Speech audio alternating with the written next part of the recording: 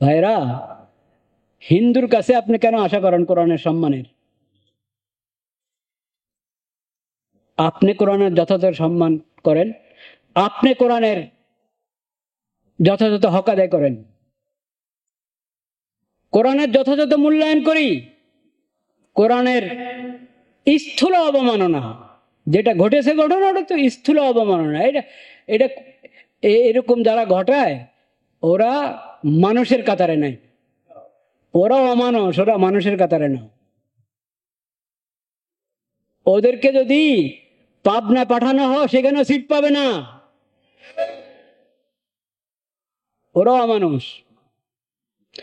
এটাতে এমন অপরাধ, যে কোনো কেউ কাজ করবে তার নাগরিকত্ব বাতিল হয়ে যাবে। যদি সরকারের সাথে চুক্তির ভিত্তিতে কোনো দেশে থাকে, চুক্তি বাতিল হয়ে যাবে। নাগরিক হিসাবে থাকলে নাগরিকত্ব বাতিল হয়ে যাবে। এটা এত বড় মহাপাপ, কোরআনের অবমাননা। এর চেয়ে অনেক হালকা অবমাননা যে কুফর। কিন্তু কাফেরকে আর কুফরের কথা কি বলবেন? এটা খালি কুফর না, কাফের বলবো আমি তো কাফের, এই তো কুফরের কাজ করছি, সমস্যা কি? তা না। আল্লাহর দ্বীনের নিদর্শনগুলোর সম্মান রক্ষা করা এটা মুমিনের উপরে ঈমানের কারণে ফরজ, অমুসলিমদের উপরে সে মুসলিম দেশের নাগরিক হওয়ার কারণে এবং মুসলিম দেশের নাগরিক হওয়ার কারণে এবং মানুষ হওয়ার কারণে তার উপরে ফরজ। তুমি হিন্দু কিন্তু তুমি মানুষ না, তুমি খ্রিস্টান, তুমি ইহুদি কিন্তু মানুষ না। অমানুষের কাজ করবা কেন? হায়ওয়ানের মতো কাজ করবা কেন? মানুষের মতো কাজ করো। এটা কি মানুষের কাজ হলো? একটা ধর্মগ্রন্থের অবমাননা। কোরআন তো আল্লাহর কালাম, যেভাবে আল্লাহ অবতীর্ণ করেছেন, রাসূলুল্লাহ সাল্লাল্লাহু আলাইহি ওয়াসাল্লাম যেভাবে উম্মতের হাতে দিয়ে গেছেন সেইভাবে এখনো সংরক্ষিত আছে, কিয়ামত পর্যন্ত সংরক্ষিত থাকবে। কিন্তু এই ছাড়া আর কোনো আসমানি গ্রন্থ সংরক্ষিত নাই। কতগুলোকে ঐশী গ্রন্থ মনে করা হয়, ওগুলো ঐশী গ্রন্থ কিনা এটা প্রমাণিত না। কিছু প্রমাণিত, কিন্তু সেই ঐশী গ্রন্থ যেভাবে আল্লাহ অবতীর্ণ করেছেন সেভাবে এখন সংরক্ষিত নাই, বিকৃত।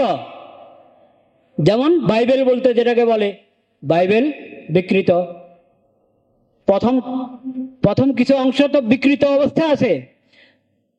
এখন কতটুক বিকৃতি কতটুক বাস্তব পার্থক্য করার উপায় নেই, সেজন্য ওটার উপর কোনো ভরসা করা যায় না। আরেক অংশ বাইবেলের, ওটা তো একবারে পরের রচনা, পরের মানুষদের কি রচনা, ওটা আল্লাহর নাজিল করা ইঞ্জিলে না।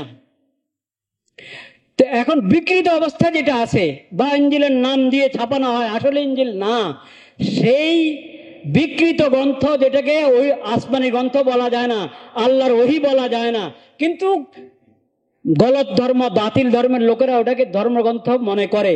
সেই ধর্মের ব্যাপারে তো, সেই গ্রন্থের ব্যাপারে তো আমরা এই কথা বলবো যে তার অবমাননা করা যাবে না। আর তুমি কোরআন, যেটা আল্লাহর কালাম, আল্লাহ যেভাবে অবতীর্ণ করেছেন সেভাবে সংরক্ষিত আছে, এটার অবমাননা করো। এত অমানুষ হতে পারে কেউ?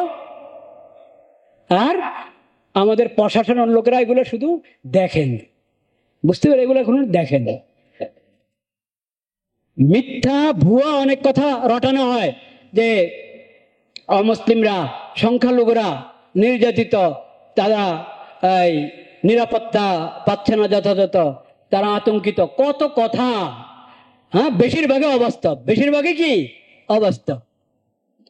ওখানে একটু অবাস্তব কথা উঠে গেছে, এটার উপরে সবাই পেরেশান হয়ে যায়। আরে আল্লাহ, পত্র পত্রিকা কত কথা আসে, কতজনে কত বাণী দেন, হ্যাঁ, শিরিকের পক্ষে বাণী দিয়ে বসে থাকে।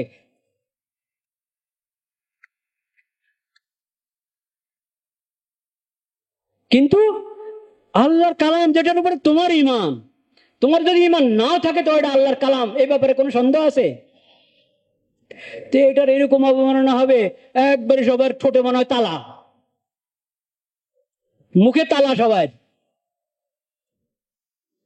কিন্তু আমি তাদের কথা বলতে চাচ্ছি না এখন, আমি বলতে চাচ্ছি আমাদের মুসলিম ভাইদেরকে, কালিমা পাটকারী যাদের কোরআনের প্রতি ঈমান আছে তাদেরকে বলতে চাচ্ছি, কোরআনের মূল্যায়ন করি, আমরা কোরআনের কদর করি, কোরআনের সম্মান আমরা রক্ষা করি। কোরআন অবমাননার স্থূল পদ্ধতি, মানে যেটাকে অবমাননা বলার, এটাতে অবমাননা, এটা সবাই বুঝে। এরকম অবমাননা, এটা তো অমানুষদের কাজ, সেটা এখন আলোচনার বাইরে রাখলাম। কিন্তু কোরআন অবমাননার আরো সূক্ষ্ম অনেক পদ্ধতি আছে, যেগুলো নামধারী মুসলমান, কালিমা পাঠকারী মুসলমানরা অনেকে করে থাকে, অথচ তার খবর নেই। আছে কি নাই? আছে। যেমন যেমন একটা বলি, কোন প্রাইমারি স্কুল, কলেজ, ভার্সিটি, ওখানে যদি আমি কোরআন শিক্ষাকে বাধ্যতামূলক না করি, এটা সূক্ষ্ম অবমাননা কিনা কোরআনের? এটা সূক্ষ্ম অবমাননা। দুনিয়ার আগরম বাগরম সব শেখানো হচ্ছে, এমনকি এখন সঙ্গীতও শেখাচ্ছে,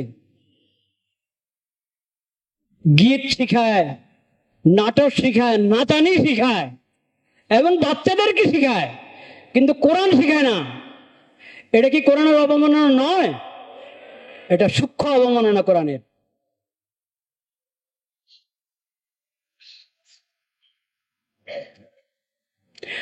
দেশের আইনের বিরোধিতা করলে এটা অন্যায়, অপরাধ। কোরআনের বিধানের বিরোধিতা, কোরআনের বিরুদ্ধে, কোরআন সুন্নাহর ইসলামী শরীয়তের বিপরীত আইন প্রণয়ন, নীতিমালা প্রণয়ন, এটাকে অন্যায়, অপরাধ, কুফর মনে করা জরুরি কিনা? তো দেশের আইনের ব্যাপারে তো কত কিছু শুনি, কিন্তু শরীয়তের বিধান, আল্লাহর দেওয়া বিধান, এই বিধানের বিরুদ্ধাচরণ সম্পর্কে তো কোনো কিছু শুনি না আমরা। কোরআনকে গিলাফ লাগিয়ে উপরে উঠে রাখবেন, আর দেশ চলবে পশ্চিমাদের তরিকায়। এটা কোরআন অবমাননা কিনা? কোরআনের সূক্ষ্ম অবমাননা আছে অনেক। মনে হয় অবমাননা না, গিলাফ দিয়ে সুন্দর করে রেখেছে, হ্যাঁ, কিন্তু কোরআনের প্রতি যদি তোমার ঈমান থাকে, ইয়াহদি ইলাল হক ওয়া ইলা তারিকিম মুস্তাকিম, দিন জাতি যে কথা বললো, তুমি মুসলিম মানুষ, মানব হয়ে, ইনসান হয়ে কোরআনের সন্ধান পেয়েছো, তুমি একথা বলতে পারো না? ইয়াহদি ইলাল হক ওয়া ইলা তারিকিম মুস্তাকিম, দিন জাতি বলছে এই কোরআন হকের দিকে রাস্তা দেখায়, সঠিক রাস্তার দিকে কি দেখায়? পথ দেখায়। তো সঠিক রাস্তা, তরিকে মুস্তাকিম, ইসলামী শরীয়ত, আল হক, ঈমান, আকীদা,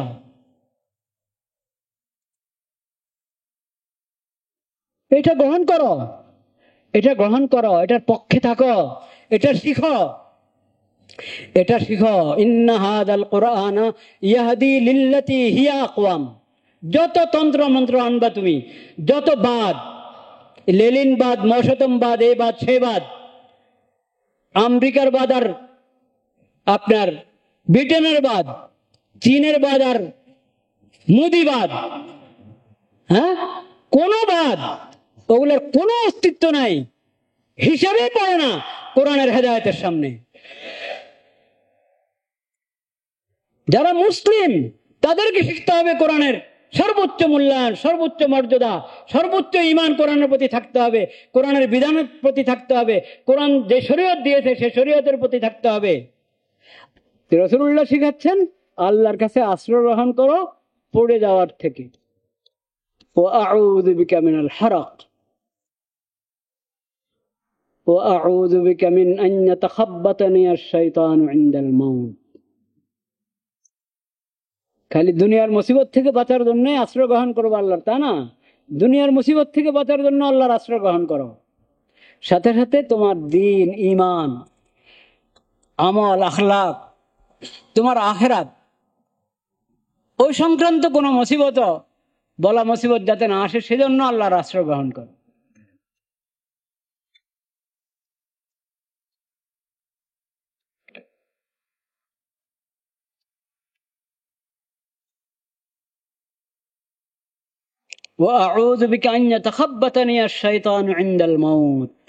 মৃত্যুর সময় শয়তান এসে আমার উপরে চাওয়ার হবে, আমি কালিমা পড়তে চাই, আর সে অন্য কুফরি কথা আমার মনে, মুখে চালু করতে চায়, জারি করতে চায়, এটা যেন কখনো না হয়। ইয়া আল্লাহ, আপনি মৌতের সময়, অন্য সব সময়ের ব্যাপারে তো আলাদা তো আসে, এখানে মৌতের সময় বিশেষভাবে বলা হয়েছে, মৌতের সময় যাতে শয়তান আমার উপর সাওয়ার না হতে পারে,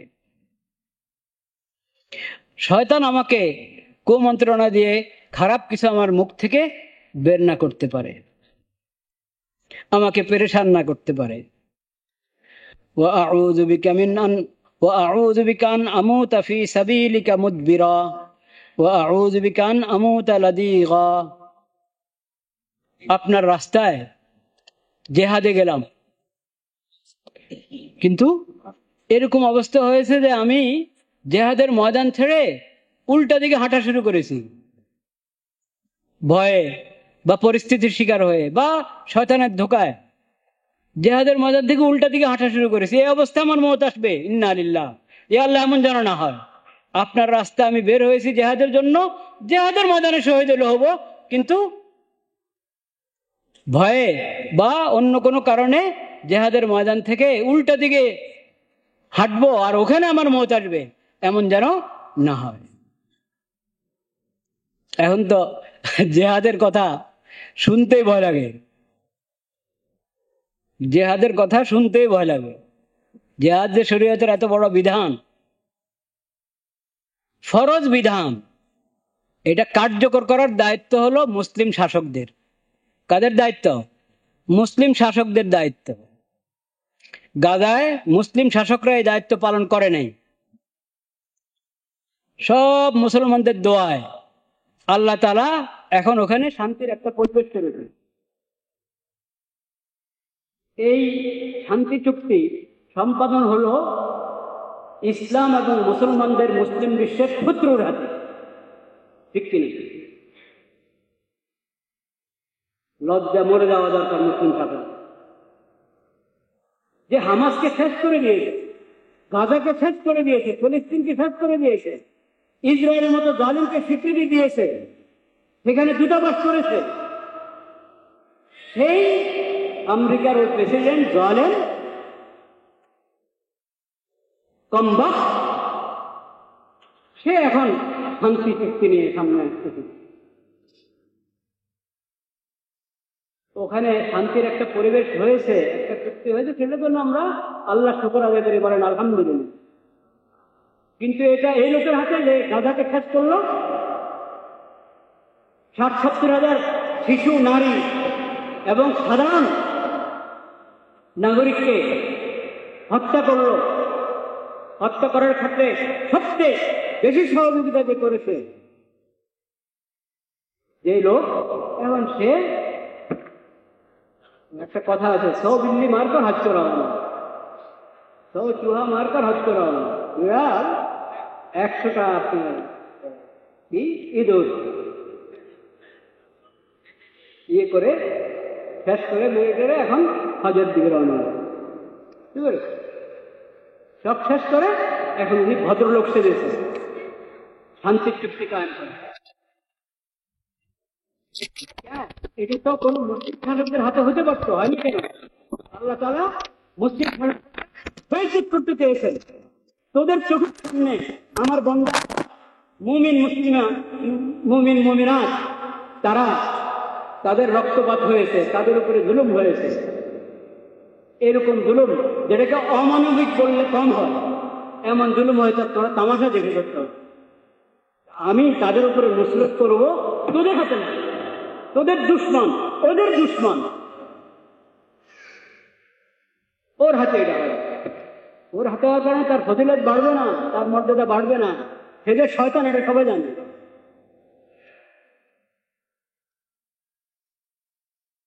তার এই শান্তি চুক্তির মধ্যে কত শয়তানি নিহিত আছে সেটা আল্লাহ জানে, কিন্তু আমরা চাই তার শয়তানি যত চক্রান্ত কোনো কিছু সফল না হয়, যাতে শান্তি আর শান্তি, ঈমান আর ঈমানও সফল হয়।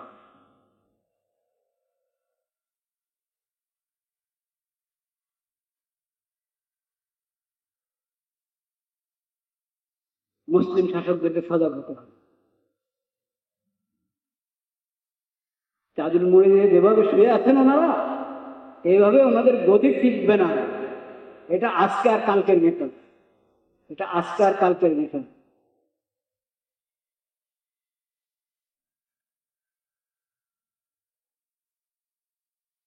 নবী করিম সাল্লাল্লাহু আলাইহি ওয়াসাল্লাম তো দোয়া শেখাচ্ছেন, ওয়া আউযু বিকা আন আমুতা ফি সাবিলিকা মুদবিরা ওয়া আউযু বিকা আন আমুতা লাদিগা।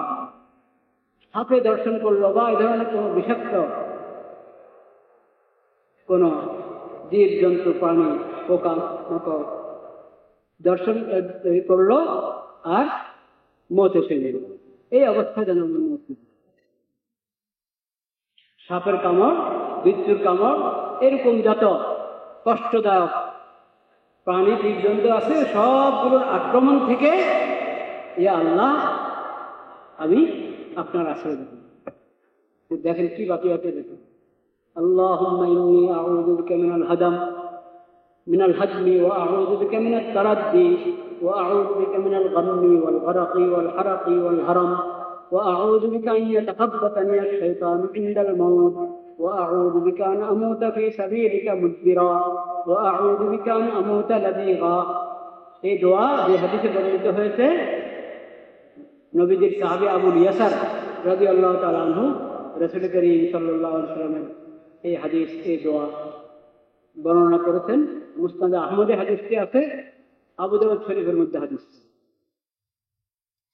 এছাড়া আরো ব্যাপক অর্থের দোয়া নবী করিম সাল্লাল্লাহু আলাইহি ওয়াসাল্লাম শিখিয়েছেন, অনেক দোয়া। আরেকটি বলি, আল্লাহুম্মা ইন্নী আসআলুকা মিন ফুজাআতিল খায়র ওয়া আউযু বিকা মিন ফুজাআতিশ শারর ফাইন্নাল আবদা লা ইয়াদরি মা ইয়াফদাউহু ইযা আসবাহা ওয়া ইযা আমসা। সকাল সন্ধ্যা পড়ো আল্লাহুম্মা ইন্নী আউযু বিকা মিন ফুজাআতিল খায়র ওয়া ফাজআতিল খায়র ওয়া আউযু বিকা মিন ফাজআতিশ শারর।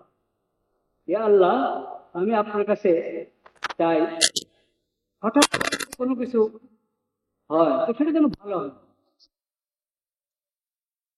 অপ্রত্যাশিত ভালো কিছু ঘটলো আলহামদুলিল্লাহ, চিন্তাও করেন যে এরকম ভালো একটা মুহূর্ত আসবে, এরকম ভালো একটা পরিস্থিতি আমরা পাবো, এরকম সুন্দর কিছু হবে, চিন্তাও করেন। ইয়া আল্লাহ, আমরা আপনার কাছে অপ্রত্যাশিত কল্যাণ চাই। ওয়া আউযু বিকা মিন ফাজাআতিল, অনাকাঙ্ক্ষিত সকল অকল্যাণ অনুষ্ঠিত থেকে আপনার আশ্রয় গ্রহণ করেন। আকস্মিকভাবে হয়ে যাচ্ছে, আকস্মিকভাবে হলে ভালো পাও, খারাপ কোনো কিছু যেন না হয়, আল্লাহ আমরা আপনার আশ্রয় গ্রহণ।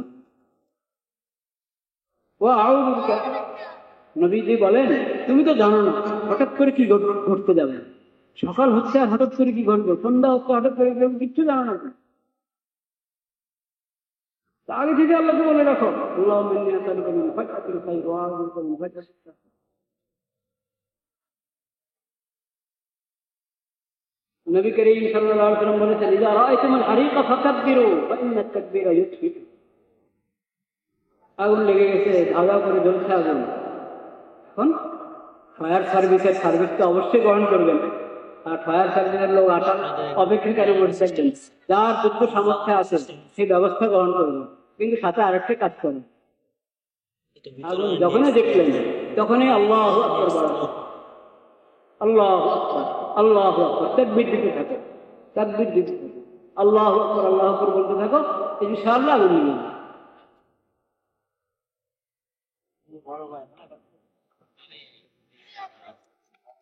লা ইলাহা ইল্লাল্লাহ।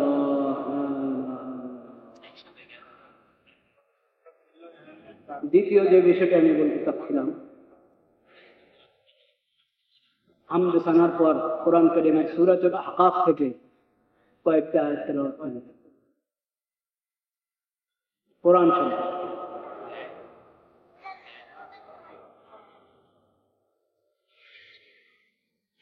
আল্লাহ রাব্বুল আলামিন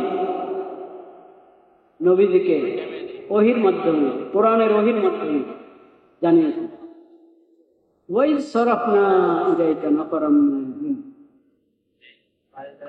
জিনদের এক দল, তাদেরকে আমি আপনার কাছে পাঠিয়ে দিয়েছি। আপনি কোরআন তেলাওয়াত করছেন, নামাজের তেলাওয়াত হোক, এমনি তেলাওয়াত হোক, আপনি কোরআন তেলাওয়াত করছেন, ওই সময় আমি জিনদের এক জামাত পাঠিয়ে দিয়েছি। ওরা ঘুরতে ঘুরতে আপনার তেলাওয়াতের জায়গায় এসে উপস্থিত হয়েছে। ইয়াসতামিউনাল কোরআন, কোরআনের তেলাওয়াত শোনা যায়। ফালাম্মা হাদারুহু ক্বালু আনসিতু, যখন এই তেলাওয়াতের পরিবেশে ওরা এসে পৌঁছলো, কোরআনের তেলাওয়াত হচ্ছে, সবাইকে সতর্ক করছে, আনসিতু, এই সবাই চুপ হও, চুপ হও, খেয়াল করে শোনো।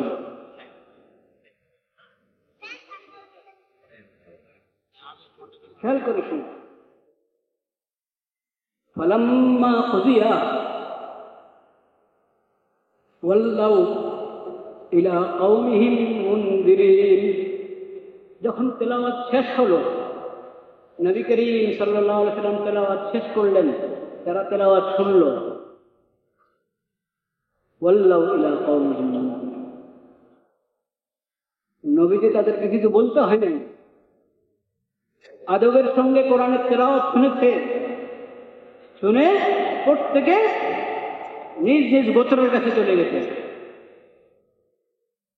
দিন জাতির কোন এলাকায় কোন দিন থাকে দিনেরা তো জানে, প্রত্যেকে নিজ নিজ এলাকার দিনের কাছে চলে গেছে, নিজের গোত্রদের কাছে চলে গেছে। মুনদিরিন, কোরআনের বাণী দিয়ে সতর্ক করার জন্য, আখিরাতের ব্যাপারে সতর্ক করার জন্য। সবাই কোরআন শুনলো আর দাওয়াতের কাজের জন্য নিজ নিজ এলাকায় চলে গেল। ক্বালু ইয়া কওমানা ইন্না সামি'না কিতাবান উনজিলা মিন বা'দি মূসা,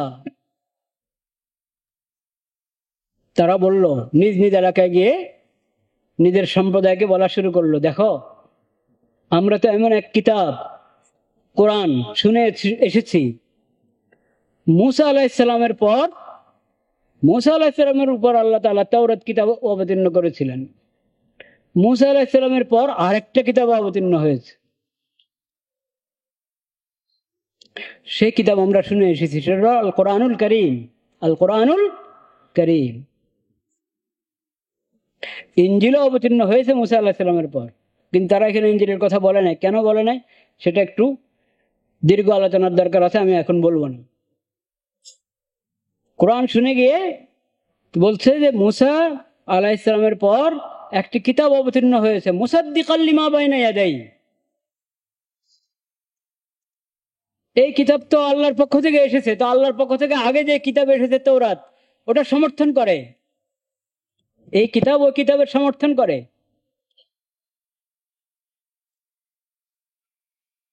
ইয়াহদি ইলাল হক্কি ওয়া ইলা তারিকিম মুস্তাকিম, এই কিতাব হকের রাস্তা দেখায় এবং সঠিক রাস্তা দেখায়।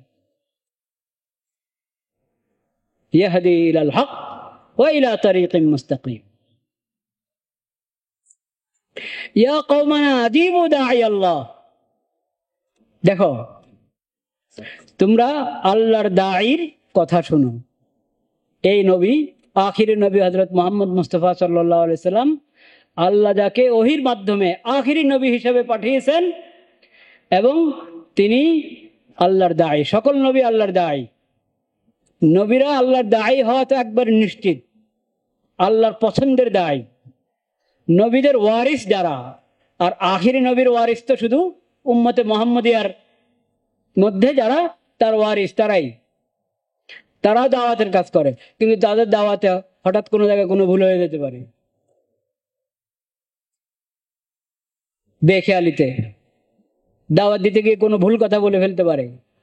এমনি তো যারা ইলম হাসিল করা ছাড়া দাওয়াতের কাজ করে তাদের তো ভুল হইতেই থাকে, এজন্য দাওয়াতের কাজ করার জন্য আগে ইলম শিখতে হবে। তাবলীগ জামাতের মধ্যে যে 6টা উসুল, ওটার মধ্যে ইলম ও জিকিরের কথা আছে কি নাই? কেন? দাওয়াতের কাজ ইলম ও জিকির ছাড়া হয় না। কিন্তু তাবলীগ জামাতের অনেক সাথী ওরা চায় ইলম ও জিকির ছাড়া দাওয়াতের কাজ করবে, এইভাবে দাওয়াত কখনো সফল হবে না। আর কিছু সাথী তো একবারেই নিয়ত বেঁধেই আলাদা হয়ে গেছে ইলম ও জিকির থেকে, নাম ব্যবহার করে ইলম ও জিকিরের, নাম ব্যবহার করে ইকরামুল মুসলিমিনের, কিন্তু টঙ্গিতে মুসলমানদেরকে কতল করে।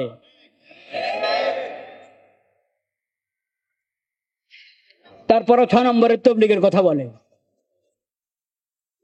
তবলিগের এক গ্রুপ এরকম আছে, ওদেরকে তো হিসাবে ধরা যায় না, কিন্তু যারা সঠিক পদ্ধতিতে তবলিগ করবে, ইলম জিকিরের নীতি অনুযায়ী তবলিগ করবে, আমি তাদেরকে বলছি আপনারা ইলম জিকিরের দিকে পূর্ণ গুরুত্ব দেন, নতুবা দাওয়াত সফল হবে না। তো নবী হলেন আখিরি নবী, সবচেয়ে বড় দায়ী। আখিরি নবী সবচেয়ে বড়। কিয়ামত পর্যন্ত যারাই দাওয়াতের কাজ করবে, সেই নবীর দাওয়াত থেকে নিয়ে কি করবে? দাওয়াতের কাজ করবে। তো জিন জাতি তারা নিজের সম্প্রদায়কে বুঝাচ্ছে আল্লাহর এই দায়ী আখিরি নবী হযরত মুহাম্মদ মুস্তাফা সাল্লাল্লাহু আলাইহি সাল্লাম, তার দাওয়াতে সাড়া দাও, ওয়া আমিনু বিহি, তার প্রতি ঈমান আনো, তার উপর আল্লাহ যে কোরআন অবতীর্ণ করেছেন সেই কোরআনের উপর ঈমান আনো। ইয়াগফির লাকুম মিন যুনুবিকুম ওয়া ইউজিরকুম মিন আযাবিন আলীম, তাহলে আল্লাহ তোমাদেরকে ক্ষমা করে দিবেন, আল্লাহ তোমাদেরকে শাস্তি থেকে, কবরের শাস্তি, হাসরের শাস্তি, আখিরাতের জাহান্নামের শাস্তি, যন্ত্রণাদায়ক শাস্তি থেকে আল্লাহ তোমাদেরকে হেফাজত করবেন যদি ঈমান আনো।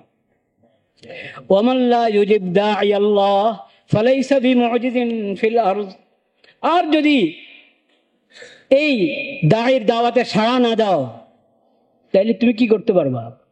কিচ্ছু করতে পারবা না। আল্লাহর বিরুদ্ধে দাঁড়িয়ে কাও সফল হতে পারে? কখনো পারে না, কিচ্ছু করতে পারবে না তুমি। দুনিয়াতে দায়ীদেরকে কষ্ট দিতে পারো, মুমিনদেরকে কষ্ট দিতে পারো, মুসলমানদেরকে কষ্ট দিতে পারো, না না, এই কষ্ট দিয়ে তুমি সফল হবে না কখনো।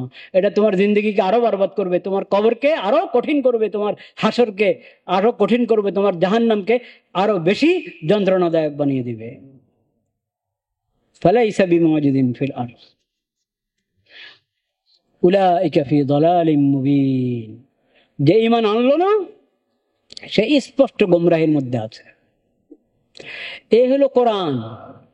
কোরআনের কদর জিন জাতীয় বুঝেছে, কোরআনের কদর ফেরেশতারা বুঝেছেন। কারা?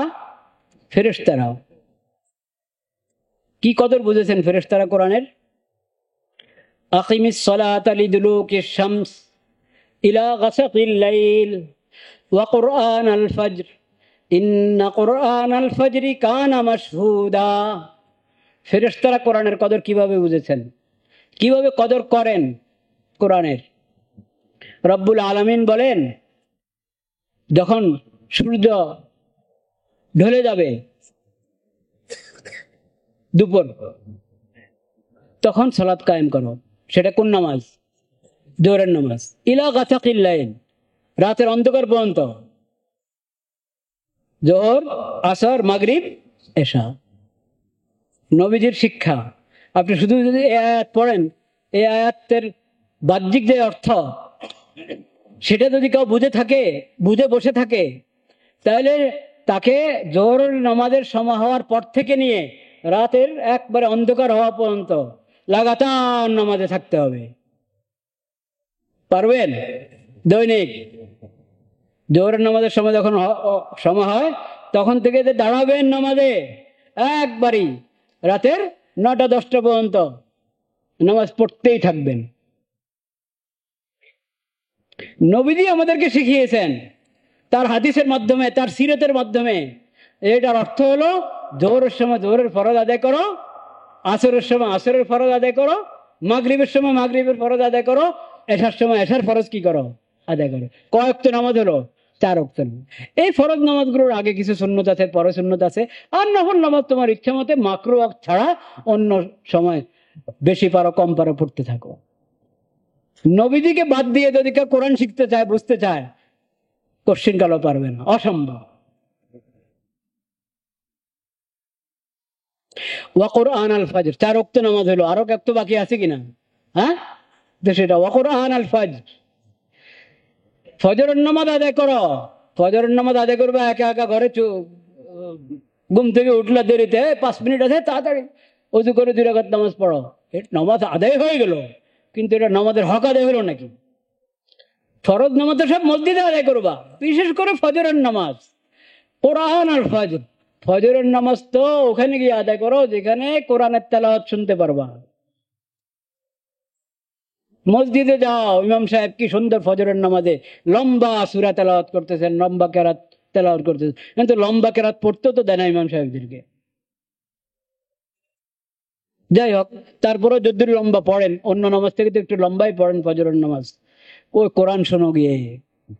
ফজরের নামাজ আদায় করো, কোরআনের তেলাওয়াত নামাজের মধ্যে শোনো। ওয়া কুরআন আল ফজর ইন্না কুরআন আল ফজরি কানা মাশহুদা। তুমি নামাজে আসতে দেরি করছো, ফজরের নামাজে ইমামের কেরাত শুনবে, তুমি দেরি করছো। আরে ইন্না কুরআন আল ফজরি কানা মাশহুদা, আল্লাহর আসমান থেকে ফেরেশতারা চলে আসছে ফজরের নামাজে কেরাত শোনার জন্য, আর তুমি পিছে বসে আছো। তো ফজরের নামাজের কেরাত শোনার জন্য ফেরেশতারা আসে, ফেরেশতারা উপস্থিত হয়। কোরআনের কদর ফেরেশতারা বুঝেছেন, কোরআনের কদর জিন জাতি বুঝেছে, কোরআনের কদর আল্লাহর সকল প্রাণী বুঝেছে। কোরআনের কদর আগের নবীরাও বুঝেছেন।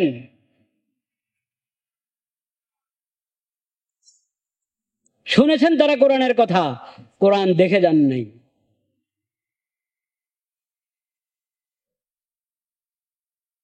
কোরআনের কদর বুঝতে হলে কিসমত ভালো হতে হয়, কিসমত ভালো হতে হয়,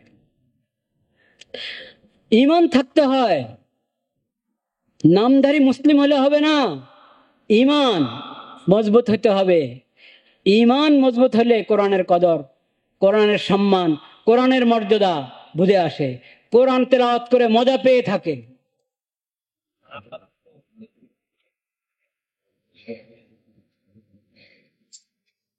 ফেরেশতারা কত বেশি সম্মান, শুধু কোরআনের না, কোরআন তেলাওয়াতকারীর কত সম্মান করে ফেরেশতারা। যেখানেই কেউ একত্র হলো, একটা সূরা শিখার চেষ্টা করছে, একজনে পড়ে আরেকজনে পড়ায়, পরস্পর মস্ক করছে, একজন তেলাওয়াত করে অন্যরা শুনে, বা যার যার তেলাওয়াত করছে, কোনো ঘরে, মসজিদে, ঘরের বাইরে, কোথাও আল্লাহর 2-4 জন বান্দা, 1-2 জন বান্দা কোরআন পড়ছে, পড়াচ্ছে, কোরআন শিখছে, শিখাচ্ছে, কোরআন তেলাওয়াত করছে, কোরআন শুনছে, ফেরেশতারা কি করে? ডাকে অন্যদেরকে। একজন এটা দেখলো, আরেকজন দেখো দেখো তো, এই যে এখানে তেলাওয়াতের মজলিস, সবাই আসো। এসে এই তেলাওয়াতকারীদেরকে বেষ্টন করে ফেরেশতারা, এবং ওরা ধাপে ধাপে আসমান পর্যন্ত বেষ্টন করে রাখে এইভাবে তেলাওয়াতকারীদেরকে। আল্লাহর কাছে বলে, দেখেন আপনার বান্দারা আপনার কোরআন তেলাওয়াত করছে, আপনার কালাম তেলাওয়াত করছে। আল্লাহ খাস রহমত অবতীর্ণ করেন তাদের প্রতি, সাকিনা অবতীর্ণ করেন তাদের প্রতি। আল্লাহর কালামের কদর আল্লাহ করেন, আল্লাহর কালামের কদর ফেরেশতারা করে, আল্লাহর কালামের কদর মুমিন বান্দারা করে। মুসলিম জিন, মুমিন জিন যারা, তারাও কালামুল্লাহর কদর করে, আল্লাহর কালামের কদর করে।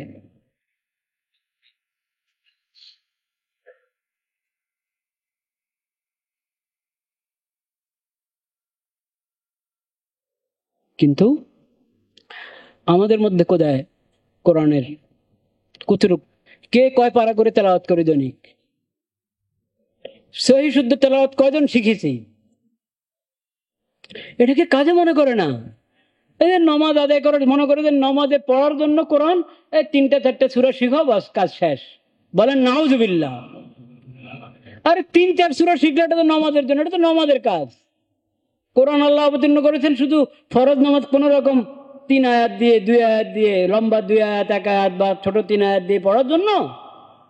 এটা তো হলো ঠেকা।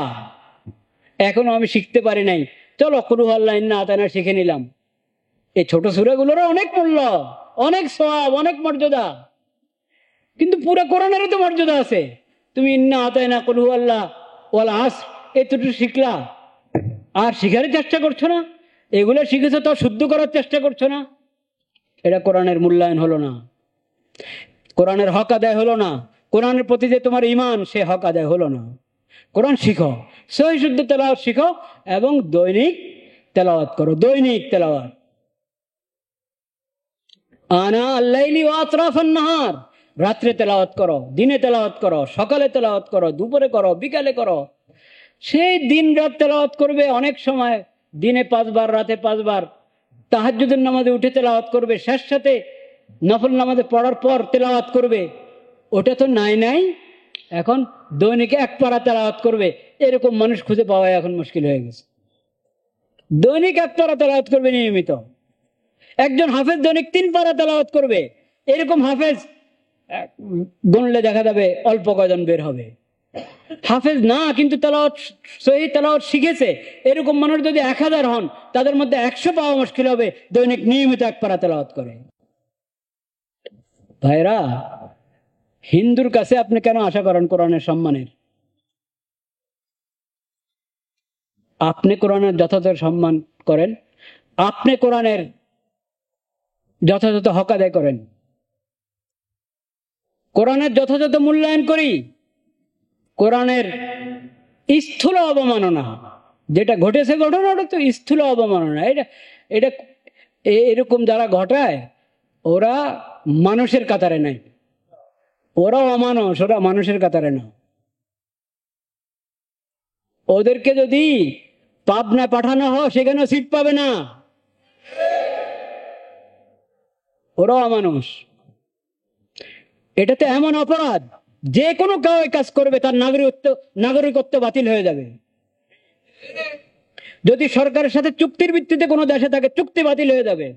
নাগরিক হিসাবে থাকলে নাগরিকত্ব বাতিল হয়ে যাবে। এটা এত বড় মহাপাপ, কোরআনের অবমাননা। এর চেয়ে অনেক হালকা অবমাননা যে কুফর। কিন্তু কাফেরকে আর কুফরের কথা কি বলবেন? এটা খালি কুফর না, কাফের বলবো আমি তো কাফের, এই তো কুফরের কাজ করছি, সমস্যা কি? তা না, আল্লাহর দ্বীনের নিদর্শনগুলোর সম্মান রক্ষা করা এটা মুমিনের উপরে ঈমানের কারণে ফরজ। অমুসলিমদের উপরে, সে মুসলিম দেশের নাগরিক হওয়ার কারণে এবং মুসলিম দেশের নাগরিক হওয়ার কারণে এবং মানুষ হওয়ার কারণে তার উপরে ফরজ। তুমি হিন্দু কিন্তু তুমি মানুষ না, তুমি খ্রিস্টান, তুমি ইহুদি কিন্তু মানুষ না। অমানুষের কাজ করবা কেন? হায়ওয়ানের মতো কাজ করবা কেন? মানুষের মতো কাজ করো। এটা কি মানুষের কাজ হলো? একটা ধর্মগ্রন্থের অবমাননা।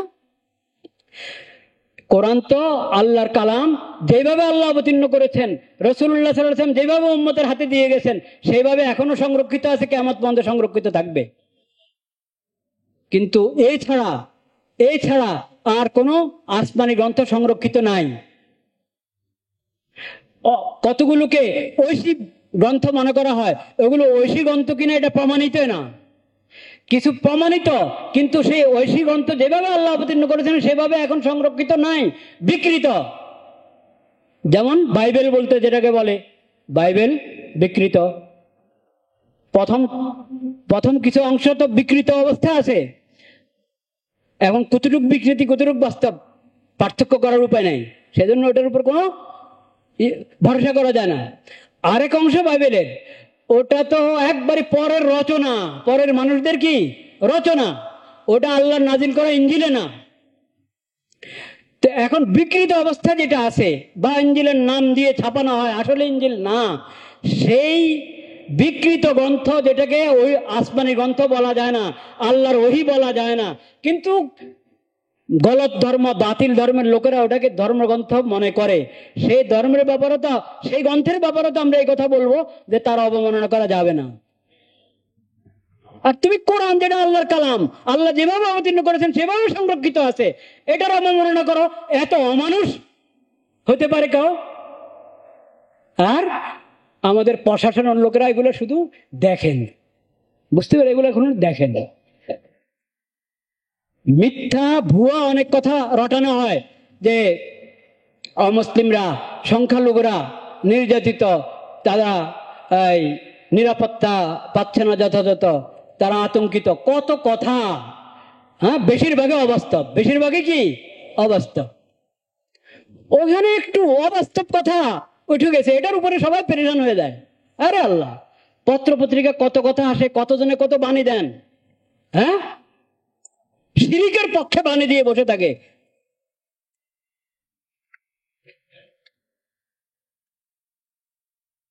কিন্তু আল্লাহর কালাম, যেটার উপরে তোমার ঈমান, তোমার যদি ঈমান নাও থাকে তো এটা আল্লাহর কালাম, এই ব্যাপারে কোনো সন্দেহ আছে? তো এটার এরকম অবমাননা হবে, একবারে সবার ঠোঁটে মনে হয় তালা, মুখে তালা সবাই। কিন্তু আমি তাদের কথা বলতে চাচ্ছি না এখন।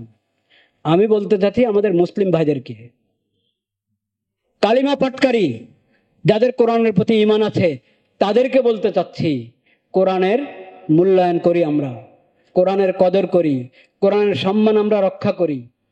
কোরআন অবমাননার স্থূল স্থূল পদ্ধতি, মানে যেটাকে অবমাননা বলার, এটাতে অবমাননা, এটা সবাই বুঝে। এরকম অবমাননা, এটা তো অমানুষদের কাজ, সেটা এখন আলোচনার বাইরে রাখলাম।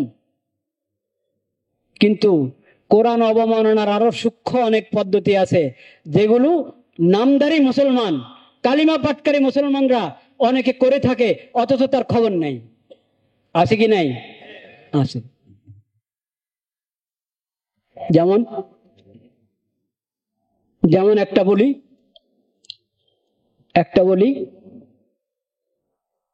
কোন প্রাইমারি স্কুল, কলেজ, ভার্সিটি, ওখানে যদি আমি কোরআন শিক্ষাকে বাধ্যতামূলক না করি, এটা সূক্ষ্ম অবমাননা কিনা কোরআনের? এটা সূক্ষ্ম অবমাননা। দুনিয়ার আদরম বাগরম সব শেখানো হচ্ছে, এমনকি এখন সঙ্গীতও শিখাচ্ছে, গীত শিখায়, নাটক শিখায়, নাচানি শিখায়, এবং বাচ্চাদেরকে শিখায়, কিন্তু কোরআন শিখায় না। এটা কি কোরআনের অবমাননা নয়? এটা সূক্ষ্ম অবমাননা কোরআনের।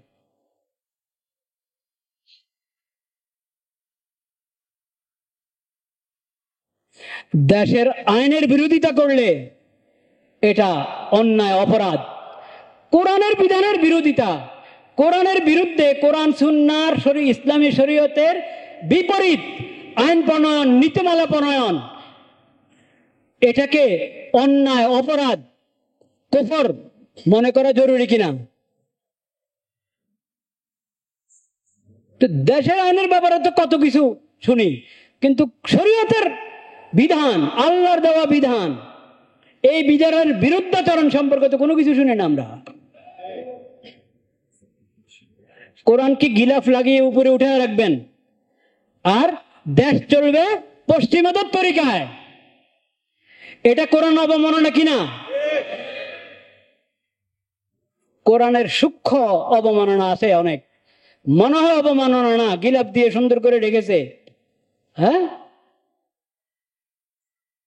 কিন্তু কোরআনের প্রতি যদি তোমার ঈমান থাকে, ইয়াহদি ইলাল হক ওয়া ইলা তারিকিম মুস্তাকিম, দিন জাতি যে কথা বললো, তুমি মুসলিম মানুষ, মানব হয়ে, ইনসান হয়ে কোরআনের সন্ধান পেয়েছো, তুমি এ কথা বলতে পারো না? ইয়াহদি ইলাল হক ওয়া ইলা তারিকিম মুস্তাকিম, দিন জাতি বলছে এই কোরআন হকের দিকে রাস্তা দেখায়, সঠিক রাস্তার দিকে কি দেখায়? পথ দেখায়। তো সঠিক রাস্তা, তরিকে মুস্তাকিম, ইসলামী শরীয়ত, আল হক, ঈমান, আকীদা,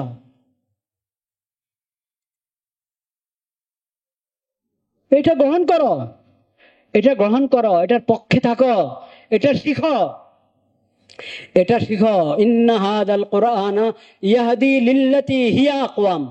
যত তন্ত্র মন্ত্র আনবা তুমি, যত বাদ, লেলিনবাদ, মৌসতমবাদ, এই বাদ সে বাদ, আমেরিকার বাদ আর আপনার ব্রিটেনের বাদ, চীনের বাদ আর মুদিবাদ, হ্যাঁ, কোন বাদ, ওগুলোর কোনো অস্তিত্ব নাই, হিসাবে পড়ে না কোরআনের হেদায়েতের সামনে। যারা মুসলিম তাদেরকে শিখতে হবে কোরআনের সর্বোচ্চ মূল্যায়ন, সর্বোচ্চ মর্যাদা, সর্বোচ্চ ঈমান কোরআনের প্রতি থাকতে হবে, কোরআনের বিধানের প্রতি থাকতে হবে, কোরআন যে শরীয়ত দিয়েছে সে শরীয়তের প্রতি থাকতে হবে। আদর্শ গ্রহণের জন্য বলা হচ্ছে। কারো কথার মধ্যে পেয়েছে আদর্শ। আমরা বেড়ে বৌদ্ধ ধর্ম থেকে আদর্শ গ্রহণ করবো, বলেন নাউযুবিল্লাহ। আদর্শ কার থেকে গ্রহণ করবো? এটা তো তোমার কোরআনে বলে দিয়েছেন আল্লাহ তাআলা। কোরআনে আল্লাহ তাআলা বলে দিয়েছেন, লাকাদ কানা লাকুম ফি রাসূলিল্লাহি উসওয়াতুন হাসানাহ লিমান কানা ইয়ারজুল্লাহ ওয়াল ইয়াউমাল আখির। আল্লাহর রসুলের মধ্যে, তার সিরাত, তার জীবনীতে তোমাদের জন্য রয়েছে উত্তম এবং নির্ভুল আদর্শ। যদি তোমার আখিরাতের প্রতি ঈমান থাকে, আল্লাহকে যদি তুমি স্মরণ করো, আল্লাহর রহমত, আল্লাহর সন্তুষ্টি যদি পেতে চাও, তো জেনে রাখো তোমার আদর্শ হলো নবীজির সিরাত। তোমার আদর্শ কার? নবীর সিরাত। একসাথে দুটো আদর্শ হয় কিভাবে? মুসলিম উম্মতের জন্য নবীজির সিরাত আদর্শ, আবার যে ধর্মের কোনো গোড়া নাই বা গোড়া আছে ওরা গোড়া থেকে বিচ্ছিন্ন হয়ে বিকৃত করে দিয়েছে, সেখানে আবার আমাদের আদর্শ থাকবে কিভাবে? অসম্ভব কথা, এটা অসম্ভব কথা। আমি গত জুমাও বলেছি, তাদের জিন্দা থাকার হক আছে, তাদের পরিমণ্ডলে তারা তাদের ধর্ম মেনে চলক, বাতিল হক। তারা যখন ঈমান আনবে না, ইসলাম গ্রহণ করছে না, তা আল্লাহ তাদেরকে বাধ্য করবেন না। কারণ আল্লাহ তো এই দুনিয়া বানিয়েছেন পরীক্ষার জন্য। আল্লাহ বাধ্য করে যদি মুমিন বানিয়ে দেন, তাহলে পরীক্ষা হলো না। আল্লাহ তো হক এবং বাতিল দুই রাস্তা দেখিয়ে দিয়েছেন কোরআনের মাধ্যমে। এখন কে বাতিলের উপরে থাকবে, কে হেদায়েত গ্রহণ করবে, হক গ্রহণ করবে, সেটা তার বিষয়। এখন যে হক গ্রহণ করে না, বাতিলের উপরে আছে, তাকে থাকতে দাও। তাকে জবরদস্তি মুসলমান বানানো যাবে না, তাকে তার ধর্ম পালন করতে দাও। এমনকি কোরআন করিম তো এত উদারতা দেখিয়েছে, সূরাতুল মুমতাহানার মধ্যে বলেছে কোরআন করিম, আল্লাহ রাব্বুল আলামিনের বিধান কোরআনে, যে যেই অমুসলিম মুশরিক, যে ধর্মের মুশরিক হোক, যে ধর্মের অমুসলিম হোক, ওই অমুসলিমরা যদি জুলুম না করে, কি না করে? জুলুম না করে, মুসলমানদেরকে পিটিয়ে বের করে দিচ্ছে। বৌদ্ধ ধর্মের কত প্রশংসা শুনবেন আপনি পত্র পত্রিকায়, তাদের আলোচনায়। রোহিঙ্গাদেরকে থাকতে দেয় ওখানে। গৌতম বুদ্ধের প্রতি এটা শিক্ষা ছিল, গৌতম বুদ্ধের শিক্ষা এটা ছিল, রোহিঙ্গাদেরকে বের করো। ওই যে চীনে কি হচ্ছে, কোথায়, ওই ঘরে কি হচ্ছে, যেটা হচ্ছে মুসলমানদের সঙ্গে, এটা গৌতম বুদ্ধের শিক্ষা ছিল? তাই তোমরা স্পষ্ট করো, সাফ, তোমাদের ধর্মের নামে চলছ এবং তোমাদের ধর্মে শান্তির ধর্ম, তো দেখাও যে অশান্তিগুলো, এগুলো কি গৌতম বুদ্ধের শিক্ষা না তোমাদের বানানো, তোমাদের নিজের ধর্ম পালন না করা? আমরা তো মুসলমানদের মধ্যে যদি কোনো মুসলিম ধর্মের বাইরে কিছু বলে, কিছু লেখে, কিছু করে, আমরা স্পষ্ট করে দিই যে এগুলোর সাথে ইসলামের কোনো কি নাই, সম্পর্ক নাই। আমরা তো স্পষ্ট করে দিই, তোমরা স্পষ্ট করো। হিন্দুরা স্পষ্ট করতে হবে, হিন্দুস্তানে মুসলমানদের সঙ্গে যা ঘটছে ওটা কি হিন্দুবাদের শিক্ষা? হলে বলো, তাহলে তো আর বলতে পারো না তোমাদের ধর্ম, তোমাদের ঠিক বলো, ঠিক হলো না। আর যদি না হয় সেটাও বলো। কোন ধর্ম সঠিক হতে হলে ওহির সাথে ওটার সম্পর্ক থাকতে হবে। কি থাকতে হবে? ওহির সাথে সম্পর্ক থাকতে হবে। সোজা কথা। আল্লাহ তাআলা বলে দিয়েছেন কোরআনে সূরা আলে ইমরানের মধ্যে, ইন্নাদ দীনা ইনদাল্লাহিল ইসলাম। আর এক আয়াতে বলেছেন, ওমান ইয়াবতাগি গায়রাল ইসলামি দীনান ফালান ইউকবালা মিনহু। ওমান ইয়াবতাগি গায়রাল ইসলামি দীনান ফালান ইউকবালা মিনহু। ইসলাম ছাড়া অন্য কোন সূত্র, অন্য কোন ইজম, অন্য কোন ধর্ম, অন্য কোন মতবাদ যে অবলম্বন করবে, আল্লাহ কখনো তার থেকে এটা গ্রহণ করবেন না। এই ঈমান থাকতে হবে। আর আমি বলছিলাম যে মুসলিমদের ব্যাপারে কোরআন কি বলেছে, যদি জুলুম না করে, মুসলমানদেরকে তার দেশ থেকে, ভূমি থেকে উৎখাত না করে, নিজে বাতিলের উপরে কিন্তু উল্টা জুলুম করে, কি করে না করে? যদি জুলুম না করে, মুমিনদেরকে তার ভূমি থেকে উৎখাত না করে, তাদের উপরে কোনো জানমালের নিরাপত্তা নষ্ট না করে, তাইলে এমন অমুসলিম যারা, তাদের সঙ্গে তোমরা সদাচরণ করা, তাদেরকে কোনো কিছু সদকা খায়রাত করা, ওটাতে কোনো মানা নেই। ওটাতে কি নাই? মানা নেই। দেখেন আপনি, এটা কোরআনের কথা, সূরাতুল মুমতাহানার মধ্যে, লা ইয়ানহাকুমুল্লাহ। এদের সঙ্গে সদাচরণ করো, এদেরকে তোমরা সদকা খায়রাত যদি করো এতে কোনো আপত্তি নেই। হ্যাঁ, যারা জুলুম করে, মুমিনকে মুমিন হওয়ার কারণে তার ভূমি থেকে উচ্ছেদ করে দেয়, মুমিনকে মুমিন হওয়ার কারণে জবা করে দেয়, মুমিনকে মুমিন হওয়ার কারণে পিটায়, বিভিন্ন ধরনের জুলুম করে, এদের সঙ্গে যদি তোমরা সদাচরণ করো, এদের সঙ্গে যদি মিষ্টি মিষ্টি কথা বলো, যেটা কেমন?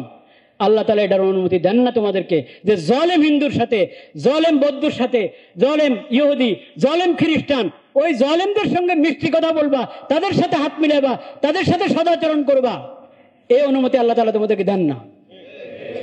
আল্লাহ ভাগ করে দিয়েছেন। কিন্তু এখন হলো যে অমুসলিম যত বড় জলেম, তাদের সাথে আমাদের শাসকরা তত বেশি মিষ্টি কথা বলে।